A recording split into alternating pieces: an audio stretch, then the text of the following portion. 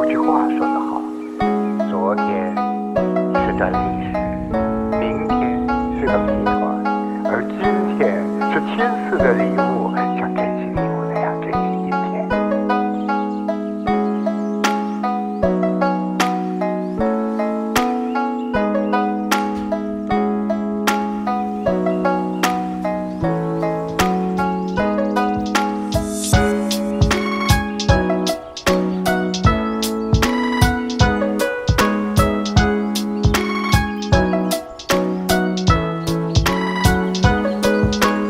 忘记。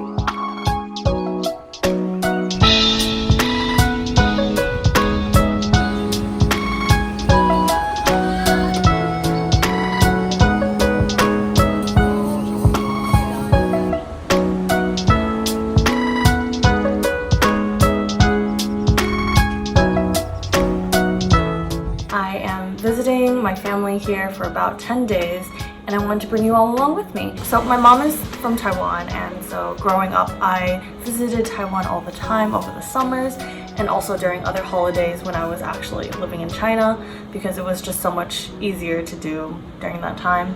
My grandparents are also from Taiwan and they are living here right now. The last time I was here was about 5 years ago, I think, so it's been a while.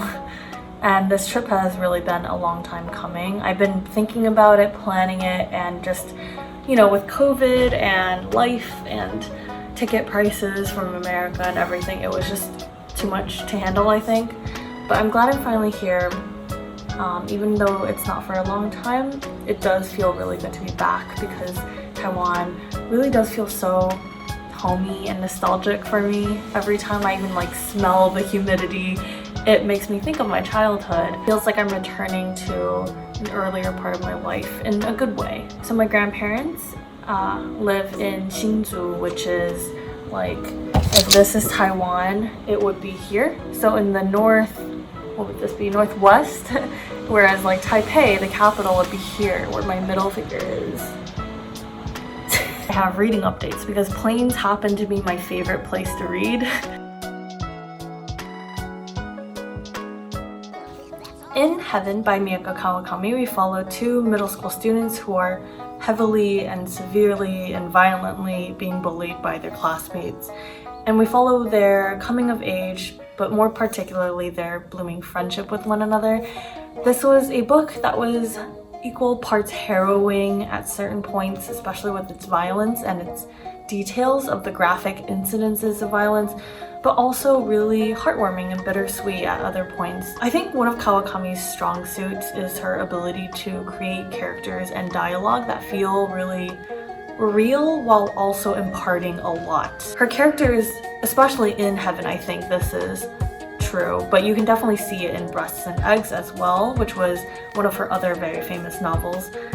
The characters act like, and I don't want to say this because I haven't actually read Inferno, but kind of like Dante-esque guides that bring the narrator along and show the narrator different perspectives and different ways of looking at life. So I finished this one on my flight to Vancouver, and then on my second flight I began Bestiary by Kaiming Chang. I love this cover of it. I purposely bought this cover, by the way, or this edition. It's the vintage one from the UK. I'm about 86 pages into this one, so not too far deep into it. But my initial thoughts, I think Kaiming Chang's writing is just absolutely stunning. She has like such an easy way with words, and you can really tell like nothing feels forced. Everything feels metaphorical and fluid and ooey and gooey.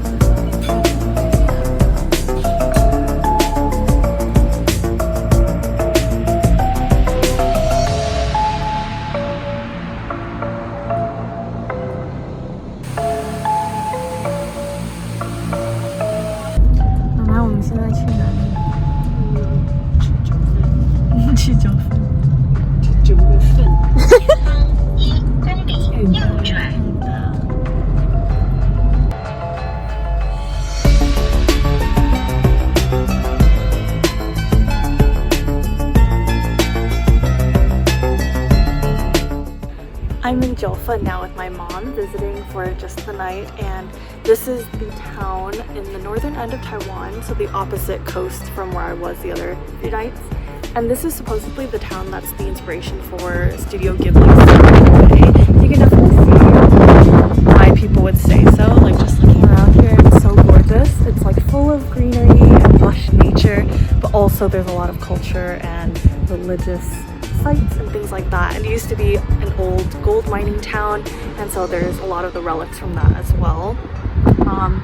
So the myths or the rumors about it being a Studio Ghibli inspiration are untrue according to Hayao Miyazaki, but regardless, it honestly does feel like I'm living in a Studio Ghibli movie right now, so yeah.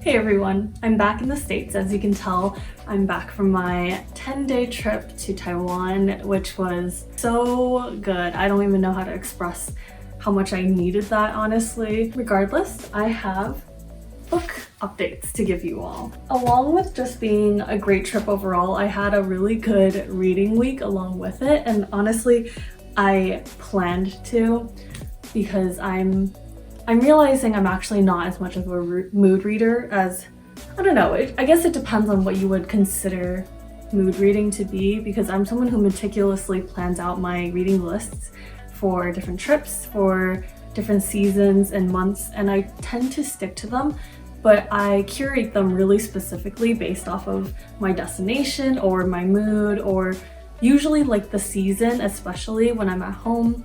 I'll base my reading list off of the season. For my trip in Taiwan, I specifically brought with me books that are set in Taiwan or are written by Taiwanese authors.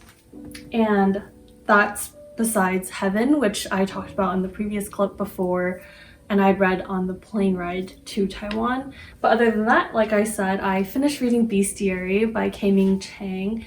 K-Ming Chang's a Taiwanese American author, and Bestiary, I believe, is her debut, it might be.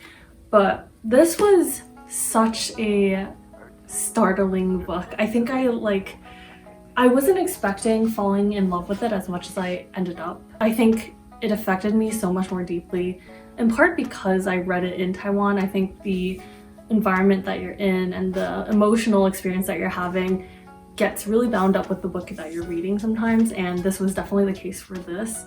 Bestiary is about a Taiwanese American girl, but it's also really about matrilineage. So it's about this main character who's unnamed and her mother and her mother's mother, and so these three women and their varying experiences both in Taiwan and America.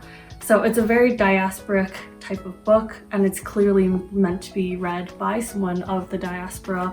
Chang, the author, a lot of times she'll write as if she's writing to someone who understands everything. So she'll use Chinese words, for example, and not explain what they mean, and just kind of assume that you as the reader will try to figure it out on your own. And I love that about this book. I think sometimes books that are written by people of color can sometimes cater too much to white audiences, and I'm not a fan of that. Well, and she's so clearly a poet by her writing style. It's so lush and full. It's just gorgeously done, and she also writes really disgusting visceral imagery that I personally kind of enjoyed. I thought it was an interesting way of looking at things. She makes you as the reader look at things in a very different way. Look at love, for example, in a very different and sometimes kind of gruesome way. The gist of Bestiary is that we're following this girl who grows a tail though. But really, it's much more than that. It's about all of these myths from Taiwanese culture, from Chinese culture, from Taiwan culture, and just blending them all together into something that feels so fresh and new, despite me having known a lot of these folk tales, having heard them growing up myself. So I thought that was really cool to see that and feel so deeply connected to an author in ways that I haven't really felt before. Like, I feel like Kim Chang knows me through this, you know? And so, yeah, this was a wonderful, wonderful read. I'm so glad I got to read it while I was in Taiwan. It really added to my experience. So the next book I started reading in the plane on the way back here to the States, and that is Green Island by Shauna Yang Ryan. And I'm about 100 pages in, so not too far in, but this is a historical fiction, also set in Taiwan, and this is spanning a few generations as well. I think it's also similarly to Bestiary, it's like 3 generations. The book starts in 1947 during the White Terror era of Taiwan, where the nationalists from China fled to the island of Taiwan, and they just instated this decades-long reign of terror essentially and massacred a lot of people. It was just a really horrific event that I think not many people know about, especially in the West. I'm usually not a big fan of historical fiction, but this one has been gripping me so much, partially probably just due to the fact that I'm really interested in Taiwan and Taiwanese culture and history, especially this era of Taiwanese history. But the emotional quality and the texture of the writing is just fabulous. Also, a book that I actually didn't end up getting to, but I brought with me and I was hoping to read, is 1,000 Moons on 1,000 Rivers by Xiao Li Hong. Ooh, the AC just kicked on. This one is set in a coastal town in Taiwan in the 1970s, and I think it's billed as sort of a romance, but also historical fiction. I will get to this eventually. Hopefully this summer, but we'll see. But this cover also I think is just so pretty, and this is a translated work, so I think summer is also great for translated fiction, as is all of the seasons, honestly. So yeah, big advocate of reading translated work if you haven't yet. After my Xiaoliuqiu trip, I went to this touristy area called Jiufen, which is, as I've said in another clip, the inspiration for the Spirited Away town, allegedly. And it was just so much fun. Like, I've never gone there, even though I went to Taiwan all the time. I never really got to do a lot of the touristy things because, as you know, when you're a resident, when you're living somewhere, you don't typically do touristy things, even if you've never done them before. I'm definitely encouraging you all to do touristy things in your hometown or in your home city, home state, whatever it is. Even if you have never done it before and you feel like it's kitschy to do, you should definitely try it out, because you never know, you might end up actually really enjoying yourself. But Sojo Fun was really gorgeous. It feels otherworldly and like mystical. So my mom and I had tea together, out overlooking the ocean and like the rest of the city. And like, honestly, a part of me feels like I really wish I grew up in a place like that. Like, not necessarily like that touristy area, but like in a small town in Taiwan on the coast, in the mountains, you know, something like that. It'd be so nice. But I'm really excited to get back into a routine because I'm going to be working full time this summer. And I'm also really excited to just see my friends and hang out with them. I missed them while I was gone. But I'm also already really homesick for Taiwan, and I miss my mom a lot. So I think it'll be really nice to like just declutter everything, clean up, pack, unpack, not pack, and yeah, like settle in back into my life here. Even though it was like a really short trip, I think traveling can sometimes be really jarring, even if it is to somewhere so familiar to you, like Taiwan is for me. I think it's just like the whiplash of like completely different cultures, and in some cases weather as well, and also just like seeing my mom every day for so long and then not being able to see her just like hurts. So it's okay, I will live, and I'm gonna read some good books while I'm getting through it. I hope you all have a great day, a great week, a great summer. I'll see you again in my next video.